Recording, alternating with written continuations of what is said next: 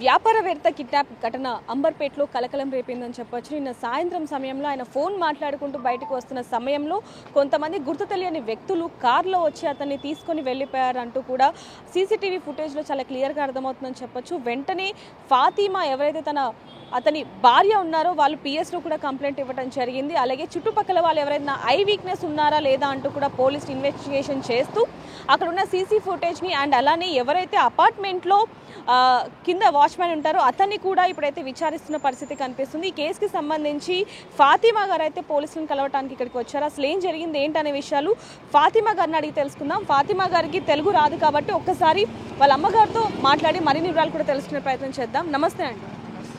శ్యామ్కి ఫాతిమాకి ఎప్పుడు పెళ్ళైంది? 15 అంటే సెకండ్ మ్యారేజ్. అంటే మీరు ఇందాక మాతో మాట్లాడుతున్నప్పుడు మతం మార్చుకున్నారు, పేరు కూడా మార్చుకున్నారు అని చెప్పారు. అసలు అతను ఎలా పరిచయం, మతం ఎందుకు మార్చుకున్నారు, ఏంటి? ఫాతిమా అంటే పెళ్లి చేసుకున్నాడు కదా, మేమన్నా మార్చుకుంటే మేము చేస్తామన్నాం. యుఎస్లో ఉంటుండే ఫాతిమా పోటు చేసి పెళ్లి చేసుకున్నారు. అదే అంత సామాన్ ఇచ్చిండు, మా ఇల్లు అంతా నడుస్తుంది. నాకు హస్బెండ్ లేదు, నాదా ఒక కొడుకు ఉన్నది, 2 బిడ్డలు ఉన్నది, పెళ్లి అయింది అన్నది. మంచిగా చేస్తా ఆయన మా అల్లుడు. అంటే రెండో పెళ్ళి అయింది, విడాకులు కూడా తీసుకున్నారు, కానీ మళ్ళీ కలిసిపోయారు కదా వాళ్ళు. మళ్ళీ ఎలా పెళ్లి చేశారు? కలిసిపోలేదు. ఆమె పెళ్ళి ఉన్నది, ఉంటే కూడా మేము నాకు నా బిడ్డకి మంచిగా చూసుకుంటా, పైసలు అది తీసుకుపోతా. అది అంటే బిజినెస్ చేస్తాడు, ఫైనాన్స్, ట్రేడింగ్, ఫైనాన్స్. ఇగో మ్యారేజ్ బ్యూరోలో చూసిండ్రు ఫోటో, మేము చూసినాం. పోయి చూస్తే వాళ్ళు నంబర్ ఇచ్చిండ్రు. నంబర్ ఇస్తే మేము ఫోన్ చేసినాం. ఫోన్ చేస్తే మా పిల్ల మాట్లాడినాం. మా పిల్ల ఉన్నది, మంచిగా ఉన్నది అది అంటే మా పిల్లకి చూసి 1 నెలకి పెళ్లి చేసుకున్నాడు. మ్యారేజ్ బ్యూరోలోనే చేసిండు. ఫోటో ఉండే, మ్యారేజ్ బ్యూరో సర్టిఫికేట్ ఉండే ఆయన దగ్గర. ఇప్పుడు మరి ఎవరితో ఉంటున్నారు, ఎక్కడ ఉంటున్నారు? ఆయన వేరే ఒక ఇల్లు చూసుకొని ఉంటాడు. కోసా పేట ఉన్నది, కోసా కారాను డీడీ కాలనీ, శివరంపల్లి. మంచిగా ఉంటే వస్తా పోతాడు, మా దగ్గర పైసలు ఇస్తాడు, పోతాడు, వస్తాడు. ఇప్పుడు కొంచెం దినాలకి అన్నాడు నాకు ఎంపంటే ఎవరు వస్తుండ్రు, పిల్లలు వస్తుండ్రు, నాకు జాన్కి ఖతరా ఉన్నది నాకు అంటే మా బాబుకి ఉంచినాం మేము. ఒక్క దినాలు పోలేదు మా బాబు. మాట్లాడుకుంటా కింద దిగుతుండు. వచ్చి 4 మనుషులు వచ్చి కార్లో తీసుకుపోయిండు. మీరుంటున్న ఇంట్లోనేనా ఇది జరిగింది? కాదు, అంటే మొదటి భార్య ఉన్నాయి?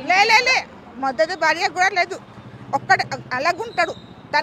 అంటే ఇప్పుడు మీ ఎవరైతే ఫాతిమా ఉన్నారో ఫాతిమాతో సపరేట్ గా ఉంటున్నాడు, తను ఒక్కటే ఒక రూమ్ లో ఉంటున్నాడు. మరి మొదటి భార్యతో ఉంటున్నాడా ఇప్పుడు? అలాది ఏం లేదు. అసలు ఎవరు కిడ్నాప్ చేశారు? ఇప్పుడు ఓళ్ళకి పైసలు ఇచ్చిండు ఉన్నాడు, ఏమో ఇయ్యలేడు ఆయన మా అల్లుడు. అల్లుడు చేసిండు కిడ్నాప్. సో అంటే ఇదంతా కూడా ఫైనాన్స్ ఎక్కడైతే ఉందో అక్కడ నుంచి స్టార్ట్ అయింది. ఇప్పుడు ఎక్కడ ఉన్నారు? పోలీసులు ఏం చెప్తున్నారు? పోలీసులు అంటున్నారు మేము చేస్తున్నాం పని, మేము వేస్తున్నాం అంటుంది. ఇవాళ 4 దినాలు 3 దినాలు అయింది. 3 దినాలు అయింది. ఇవాళ కనబడిండు. ఎవరు కనిపించారు? బ్యాంకులో ఫోన్ చేసిండ్రు, పైసలు 10 లక్షలు తీసిండ్రంట. అందులో కలిసి బంజారా తీసుకొని ఆయనకి 2 మనుషులు వచ్చిండ్రు. రెంట్ కార్ తీసుకొని వచ్చిండ్రు. 2 మనుషులు ఉండే అందులో. ఆయనకి పైసలు తీసుకొని ఆయనకి కూడా కార్లో తీసుకుపోయిండు. 10 లక్షలు డబ్బులు డ్రా చేసి ఒక రెడ్ కార్ లో తీసుకొని రెడ్ కార్ లేదు, కార్లో. ఓకే, అది చేస్తున్న క్రమంలో ఇప్పుడు శ్యామ్ అరవటం కానీ లేకపోతే ఎవరికైనా ఫోన్ చేయటం, కొంచెం తోపులాట చేయడం ఇదేమి చెయ్యట్లేదా? అంటే ఇప్పుడు జరిగి కూడా 24 గంటలు ఎక్కువే అవుతుంది. తార్నాక లేదా, తార్నాక ఆడ ఫోన్ కనబడేది మాకు. ఒక ఆమెకి దొరికితే ఆయన మాకు ఫోన్ చేసిండు, మౌలాలి మాకు ఫోన్ చేసిండ్రు వాళ్ళు. మేము వచ్చినాం ఫోన్ తీసుకునేందుకు. కిడ్నాప్ అయింది మాకు గుర్తు లేదు. ఈడ వస్తే పోలీసు వాళ్ళు చెప్పిండ్రు కిడ్నాప్ అయింది. టోలీ చౌకీలో కూడా కంప్లైంట్ ఉన్నదంట. టోలీ చౌకీలో కంప్లైంట్ ఉన్నదంట.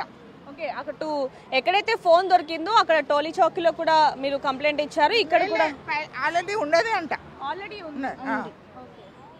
సో దీనికి సంబంధించి మనకు అనేక ప్రశ్నలు అయితే వస్తున్నాయని చెప్పొచ్చు. ఎందుకంటే ఒకవైపు నుంచి కిడ్నాప్ జరిగింది అంటూ కూడా ఫాతిమా చెప్తుంది.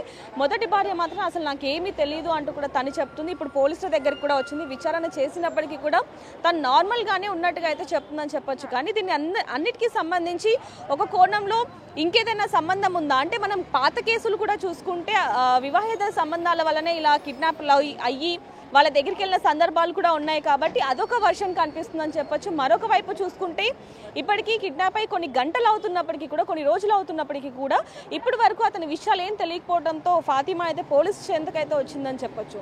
కానీ అసలు ఏం జరుగుతుంది అనేది మాత్రం ఒక ప్రశ్నగానే మిగిలింది. మరోవైపు చూసుకుంటే గనక ఎవరైతే దుండగులు అతన్ని కిడ్నాప్ చేసి తీసుకెళ్లారో బంజారా హిల్స్లో 10 లక్షలు డ్రా చేసి అక్కడే రెంట్ కారు కాబట్టి అక్కడే వదిలేసి వెళ్ళిపోయారు అనేది కూడా తెలుస్తుందని చెప్పొచ్చు. ఇప్పుడు ప్రస్తుతానికి శ్యామ్ ఎక్కడున్నాడు అనేది మాత్రం పెద్ద ప్రశ్నగా మారిందని చెప్పొచ్చు. దీనికి సంబంధించి మనం ఒక్కసారి తన మొదటి భార్య దగ్గరికి వెళ్ళి కూడా మరిన్ని వివరాలు తెలుసుకునే ప్రయత్నం చేద్దాం. మరిన్ని వార్తల కోసం చూస్తూనే ఉండండి బిగ్ టీవీ.